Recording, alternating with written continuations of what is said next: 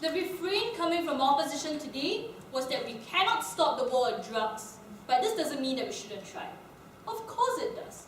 When continuing the war on drugs means 500,000 dead in Mexico, when continuing the war on drugs means that the number of drug-related killings has increased twofold since 2005. Of course this means that if we cannot win the war on drugs, we should therefore abandon it. I'm going to examine the two votes we saw emerging at the end of today's debate and tell you why it was proposition's vote that better protected not just drug users, but society as a whole. But first of all, what was the vote which opposition offered us? It was a vote that was ostensibly courageous, to stick by a war that was hard to win. Yet in the face of an even harder decision to abandon a losing battle, their moral courage faltered. Legalizing drugs meant that people would greet each other on the streets with a high five and then inject each other with syringes. Just as legalizing alcohol meant that everyone would be chugging down whiskeys down the bars. Drugs will result in less efficient populations and therefore increased taxes. Oh, but it's okay to eat fast food, even though this means society has to bear the cost of your obesity. It's okay to smoke, even though treating lung cancer shouldn't cost much taxpayers' dollars at all. This was when their vote contorted into absurdity. Their second speaker told us that we would ban voluntary unemployment. But then their third speaker directly contradicted this by saying that, states should incentivize people to work. Note that this language is completely disingenuous and incongruous. Then their vote shrank even further.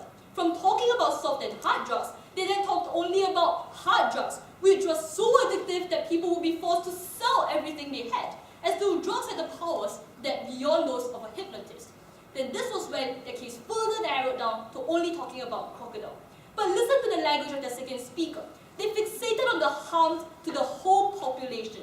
Yet, when told about drug users who currently are addicted, she said, we don't care for the population. We don't care that they made their choice.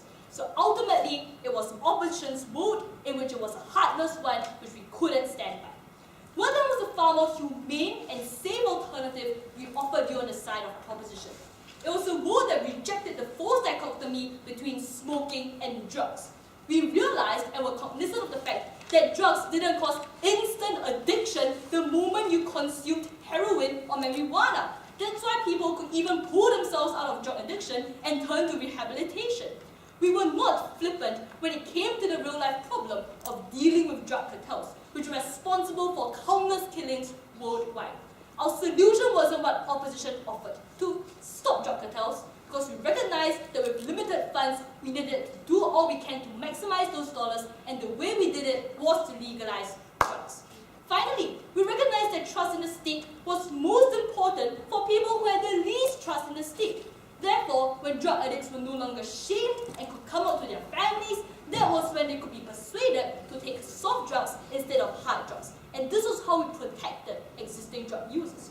But finally, we also provided a legal deterrent on our side, and we pointed out that opposition's legal deterrent argument assumed that enforcement would work, which couldn't for reasons we provided you from our very first speaker, about resource asymmetry between gang cartels and police forces. This was analysis which they never rebutted. But finally, we never claimed to offer a panacea. Yes, a black market might exist, but it would be considerably smaller. And the parallel about how a black market for cigarettes exists precisely supports our case because the black market for cigarettes is far smaller than that of drugs. Therefore, it was a vote in which it was realistic and better protected the health of drug users whose was most critical in this debate. Therefore, we are proud to stand by the base principle that abandoning the battle means winning the war.